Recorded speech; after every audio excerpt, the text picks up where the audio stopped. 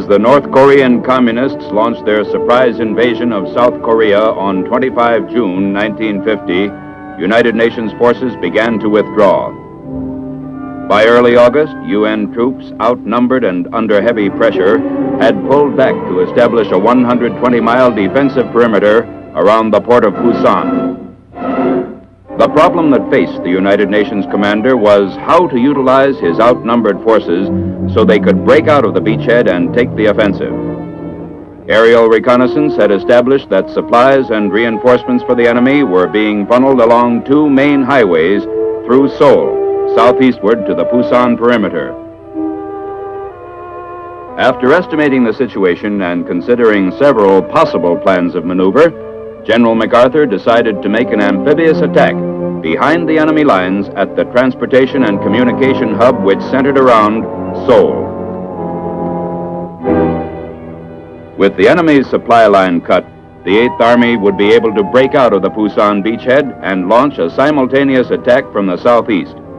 However, before the amphibious attack could be launched at Seoul's port city, Incheon, high-level conferences were necessary. In mid-August, General J. Lawton Collins, Army Chief of Staff, and Admiral Forrest P. Sherman, Chief of Naval Operations, arrived in Tokyo to confer with General MacArthur and his staff. One of their main problems was the selection of troops to take part in the invasion, since the United Nations forces then engaged in Korea were sufficient only for the defense of the Busan perimeter.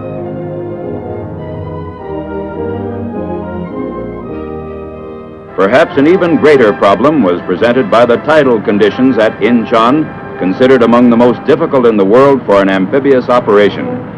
Extensive studies were made of the area, including examination of scenes such as these, photographed in 1945 during the U.S. occupation. It was decided that mid-September would be the best time for an amphibious assault, but even then, special tactics would be necessary. In Incheon's harbor and at Wolmi, a small island which dominated the outer harbor, there was a 35-foot tidal range, leaving impassable mudflats at low tide. Assault landing craft would be able to approach the beaches only during the 3 hours of each high tide. Troops landing in the first waves would have to stick it out alone until the next high water. Meanwhile, it was decided that the 7th United States Infantry Division, which had been on occupation duty and undergoing training in Japan's snow-covered northern region, would constitute one major ground unit of the invasion force. The entire force would be designated the 10th Corps. Part of another major ground unit of the 10th Corps came from Camp Pendleton, California. They were members of the United States 1st Marine Division, which was at that time deployed in widely separated areas of the world. Other units of the division were assembled from the Mediterranean area and Hawaii. Still other 1st Division Marines were already in Korea, helping to throw back the all-out communist attacks on the Busan beachhead.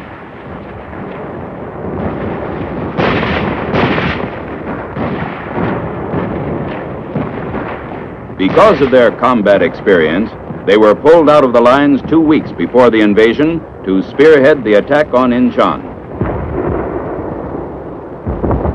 While the invasion force was being assembled, B-29s and other planes of the UN Air Force were softening up the Incheon-Seoul area for the assault.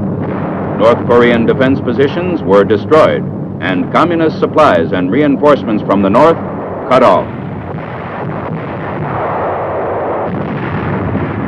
Ships and aircraft of the United Nations fleet joined in softening up the Incheon area.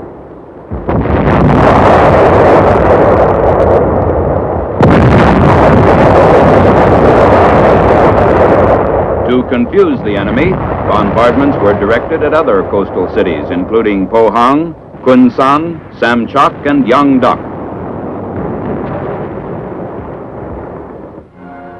By this time, the ships of Task Force 77, a United Nations armada, had left Japan with its cargo of 10th Corps troops and was nearing the west coast of Korea.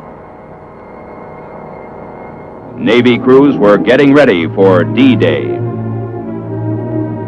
Ground troops were making final preparations to hit the beach. On D-2, 6 UN destroyers closed in to draw fire from Walmey's and Inchon's shore batteries so they could be definitely located. 1,000 yards, 900. As soon as the shore batteries opened up, our destroyers returned fire and moved in closer. The probing action was successful. Every shore battery fired and was pinpointed for later destruction by air and naval bombardment, thus preventing many potential casualties among troop-loaded transports and landing craft.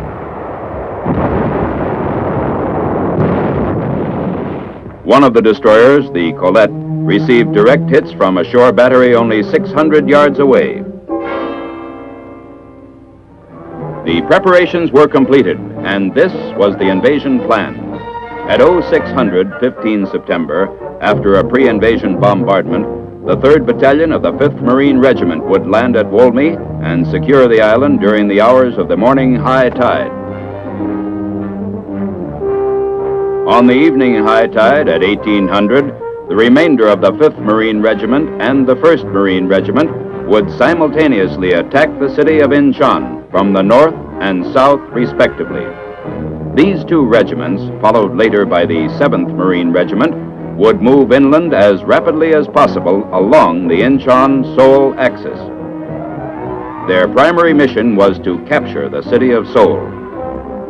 As soon as possible after the 1st Marine Division was ashore, the U.S. 7th Infantry Division would be landed through the port of Inchon, proceed east along the Inchon-Seoul axis, then turn south toward Suwon to protect the southern flank and establish a line against which the 8th Army could crush the retreating communists.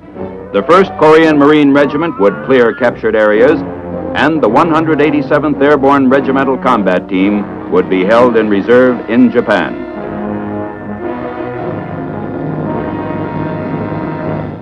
On 15 September, dawn broke off the island of Walmey.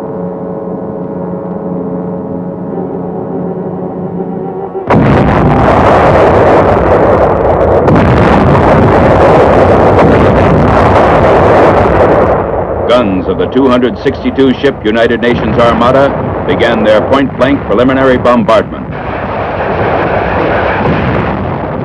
Tiny Walmey broke into flames as naval gunfire hit enemy ammo and fuel dumps. General MacArthur observed from the command ship. At 0630, the invasion began. 15 seconds before the Marines hit the beach, the bombardment was lifted at Walmey, but continued at Inchon.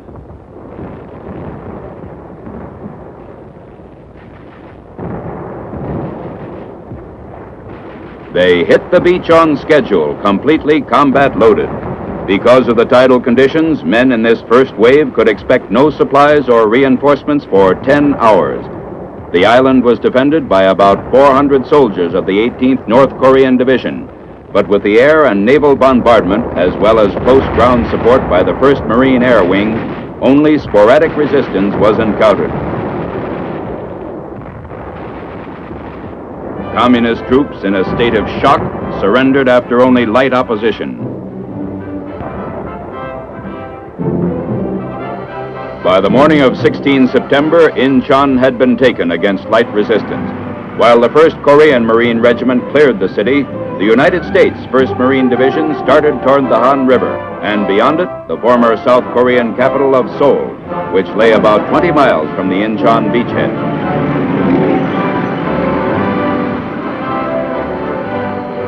Four miles out of Inchon, they passed burning Russian-made T-34 tanks.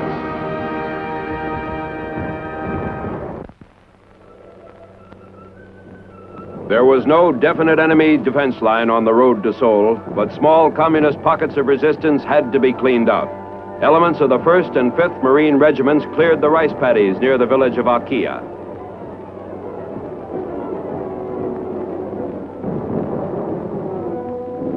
On 18 September, a launch neared shore between Inchon and Seoul. Aboard was General MacArthur. He was met by Major General Edward M. Almond, commander of the 10th Corps. As General MacArthur came ashore, he was greeted by Major General O.P. Smith of the 1st Marine Division. On this same date, troops of the U.S. 7th Infantry Division landed at Incheon. First to disembark were men of the 32nd Regiment. They moved rapidly inland, then southward to form the base of an anvil against which the 8th Army, driving north, would crush the North Koreans.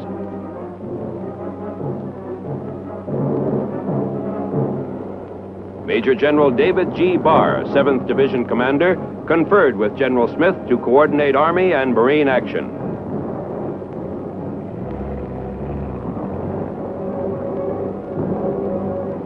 On 19 September, the 5th Marine Regiment was maneuvering along the west bank of the Han River, poised to launch an amphibious attack.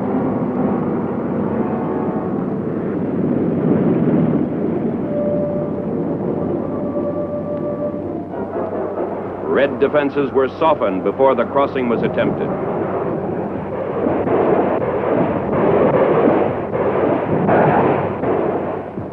In the early morning hours of 20 September, the 5th Marine Regiment started across against enemy resistance. It was expected that the crossing would be difficult, for the river is very wide in this area.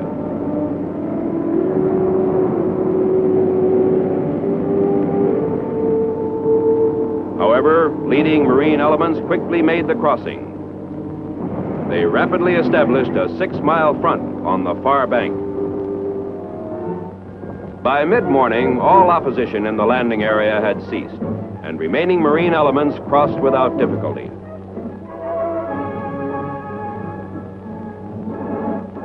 They had cleared the greatest barrier between Incheon and Seoul. Now they lost no time in heading toward the former capital. Meanwhile, far to the south, the 8th Army, led by Lieutenant General Walton H. Walker, broke out of the Pusan perimeter as Communist troops were cut off from supplies and reinforcements by the 10th Corps. The Reds in South Korea were in full retreat, and one of the major objectives of the Incheon invasion had been achieved. In the Seoul area, Kimpo Airfield, captured by the 5th Marine Regiment on 17 September, was soon operational.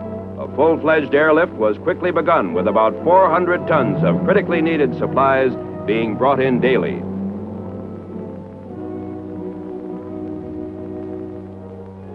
General MacArthur, arriving at the airfield after a frontline inspection tour, again conferred with his combat commanders. He discussed the tactical situation with General Almond.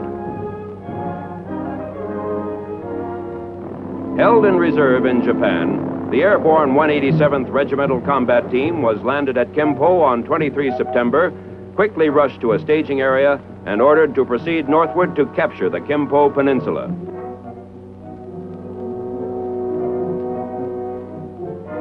By 23 September, Marines of the 5th Regiment were slowly advancing toward the suburbs of Seoul.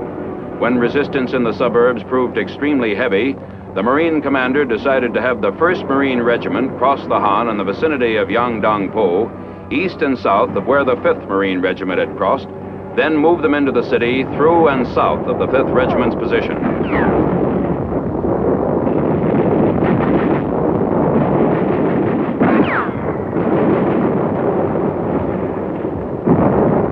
Fighting in Seoul's suburbs now reached the house-to-house stage as the Reds fortified some of the main buildings.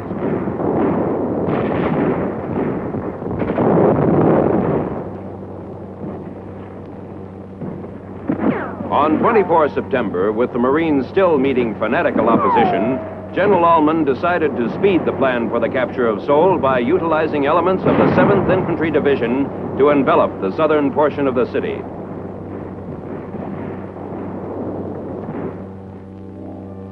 This was the general situation of the 10th Corps on 24 September. The 187th Airborne Regiment and the Korean Marines were destroying the enemy on the Kimpo Peninsula.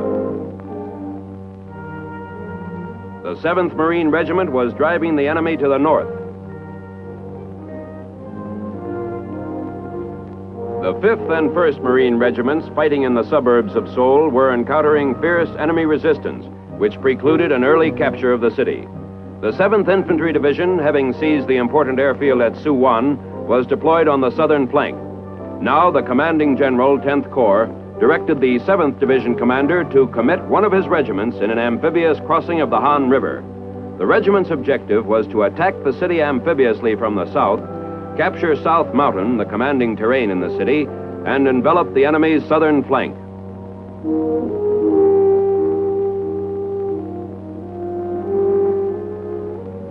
The 32nd Regiment, 7th Infantry Division, quickly moved to follow General Ullman's new orders.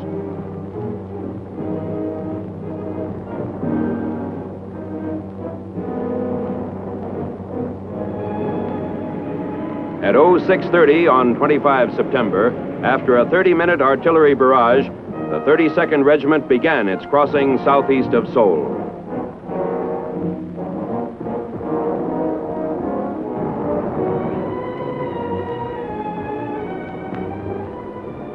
The infantrymen reached the far bank without serious opposition. However, a short distance from the river, they ran into heavy small arms and machine gun fire.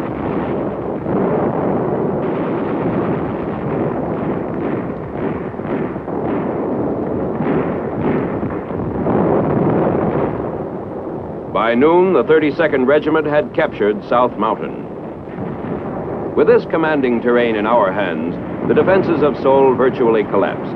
Marine and 7th Division units, assisted by the 17th Rock Regiment, drove the North Koreans out of the city on 26 September.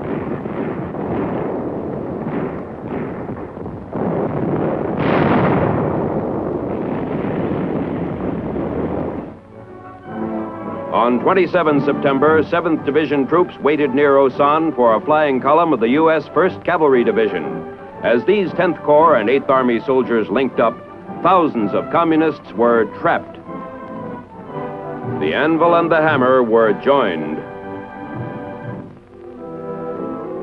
In the Republic of Korea's war-scarred capital on 29 September, General MacArthur participated in Seoul's liberation ceremony. To Dr. Syngman Rhee, South Korea's 75-year-old president, the UN commander restored the city.